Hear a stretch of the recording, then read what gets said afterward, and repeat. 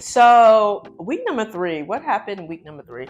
So I started to just delve in. I think that week between 2 and 3, I think the 11th or the 12th was when I started remote working. I'm glad I gave myself a good week and a half or so to get settled in, to get my bearings, to unpack, to do, the fun touristy stuff. And then I started work.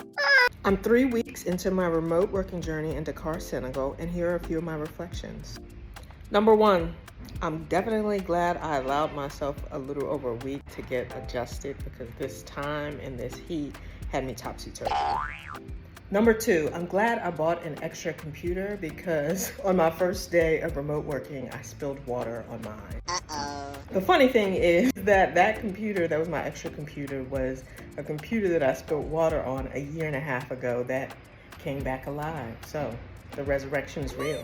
The art has been arting. I have gone to countless exhibits and opening, and it's been lovely. The food has been fooding. So I have had so many good meals at local restaurants, or my friend's cook is amazing. The men have been hilarious. They go from 0 to 100 in 2.5 seconds. So although I haven't gotten a proposal, that I miss yous, I just met you one time. You might get an I love you here and there too. They say that really quick. Somebody's always trying to sell you something. The same lady been trying to sell me peanuts for 2 weeks. You might see a cow on the road and then turn right into this wonderful, luxurious restaurant or hotel. It's a city of dichotomies. So I just got into a routine, getting up. I have a wonderful balcony, watching the sunrise, going outside, sitting and feeling the breeze. Sometimes going on a walk where I just walk down the main street and there's this little outcropping. We can go and visit the ocean, going to my favorite places or starting to those, right? There's the Brioche Dorée, which is a bakery shop. Sometimes I get croissant there, or Original Drip, which my friends own. Sometimes I go there and get a coffee cappuccino and just sit, go hang out, or go get some fruit from Elage, who is the fruit vendor down the street, to get my bananas and clementines, 2 or 3 of those for about 1,500 sefa, which is probably about $2, $2.50. A croissant is about 500 sefa, which is about $1. After I finish my workday, so it's 5 hours ahead here, so my workday can't start until 2 p.m. here. So I have the whole morning to either do work, lounge, linger. The first 2 weeks, my friend Aisha wasn't here, and then she came back. So when they came back, breakfast ended up being from 9 to 10:30 or 9 to 11 as I chit chat with her and her husband about life writing, about what it means to be a Black person living on the continent, what it means to be a people in their 40s and 50s as well. So that was really just interesting as you're processing life. I also have met with friends of friends for brunch and for happy hour and for dinner at Boma and Mello and some of the places that I knew and liked from my first trip. One of my favorite experiences between week 3 and week 4 was having Cheb-u-jën at somebody's house. So it was an authentic experience. Anjali, who was my traveling mate here from Virginia, got invited by someone she knew, a friend of a local friend here, Abdu's friend, to go and have Cheb-u-jën at somebody's house. Cheb-u-jën is the national dish here. It's their version of jollof, fish, rice, and vegetables. It's usually made in a big pot and eaten communally, traditionally, I believe. And so we went over. It was a wonderful thing to be invited to somebody's house who is Senegalese and knew us nominally. So Anjali and I went, Abdu and his wife, Alima went, Tabaski, who is Boots, his wife, and Boots were there and their children. We laid down a blanket, we all sat on the floor. In Cheb-u-jën, you eat with a spoon, you have this big pot, everybody has their little corners, and people come around with sauces and kind of accoutrements from the other part of the dish. You eat with a spoon and you eat communally. We also had bisap, which is hibiscus juice. It's like hibiscus and mint. And some other things blended together. It's one of my favorite juices here. And then we had Ataya. Ataya is their traditional tea that you drink after dinner. It's kind of like mintish green tea. It's served in these little cups, and you kind of go with the beautiful pouring. So there's bubbles at the top. Abdu made us some Ataya. And so I think it's a lovely thing just to be invited into somebody's home. There's always the language barrier. We witness so many cultural interactions around how do you eat, like how do you eat communally. Folks were eating with their hands. We had spoons and a combination of that, but also the conversation that happens of spending a lazy Sunday afternoon. Maybe we were there for 3 or 4 hours in someone's house in the middle of Dakar. So that was one of my sweet, sweet experiences.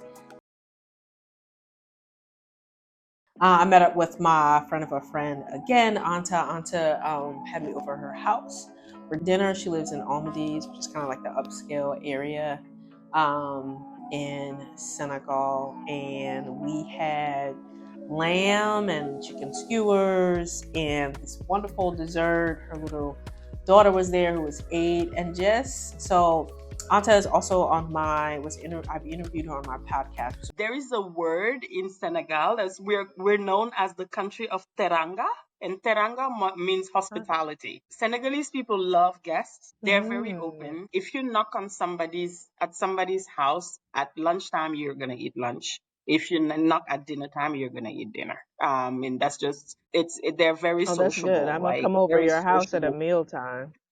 You can knock at my house at any time. You will eat at any time. And she has spent 25 years in the US and moved back to Senegal 5 years ago, namely because she didn't want to raise her daughter in racist US. The other reason I didn't want to raise my daughter in the US, frankly, she's a US born citizen. She could run for president if she wants to. But I extracted her from there. You know why? Because I didn't want her to start her first day of school being told you come from slavery, because that's not true. Black people don't come from slavery. I want her to Yeah. learn the greatness there is in who she is. I want her to know the greatness there is in this race, in this people she belongs to. And that was not going to happen in America. So really cool and interesting hearing about Senegal through her eyes, both on the podcast, but in being in her home and trying to understand Senegalese dating and family and culture and how it's really different from the US and what it would mean to live here. Oh, last but not least, at the end of that week, I also went to a fashion show. So, of course, I'm trying to take in all the arts and culture here. And some of that was I knew beforehand. So, I went to the fashion show of Selly Raby Kane, who's a fashion designer here who I heard about through a friend of a friend and saw her lovely fashion show. She really plays with color and texture. And I enjoyed that experience. I just love being immersed in cultural things that are not mine and sitting kind of inside and outside. So people, unless I open up my mouth, don't necessarily assume that I'm not Senegalese. And so there's some cover in me being a dark-skinned Black woman. Don't let them start to speak to me in French or Wolof, because all I know is knock it out. And at the end of that week, I decided I wanted to go someplace tropical. So I've been to 43 countries. I turned 44 while I was here, and I wanted to start off my 44th year going to a 44th country. So I wanted to switch things up for my remote working journey in Dakar, Senegal. So I decided to get on an hour plane ride and spend about $300 to go to Cape Verde.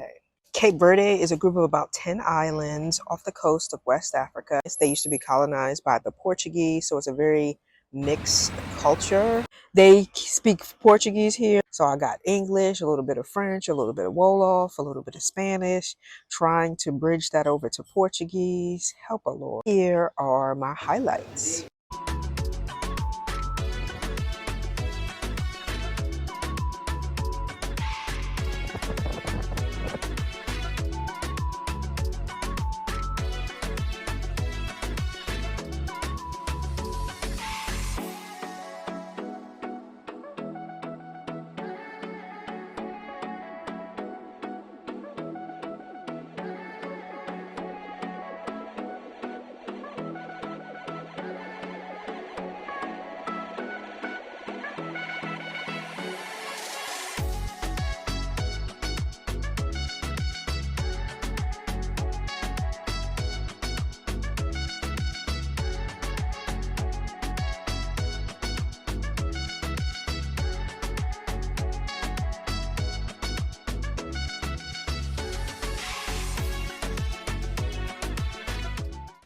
Second day, just lounge around, plenty of beach to walk around.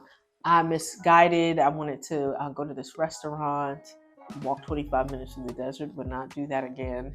But co-worked, took my computer with me or took my phone with me and co-worked on the beach, got me some wahoo fish that I'd never had before, grilled, that was lovely, and came back and took a call.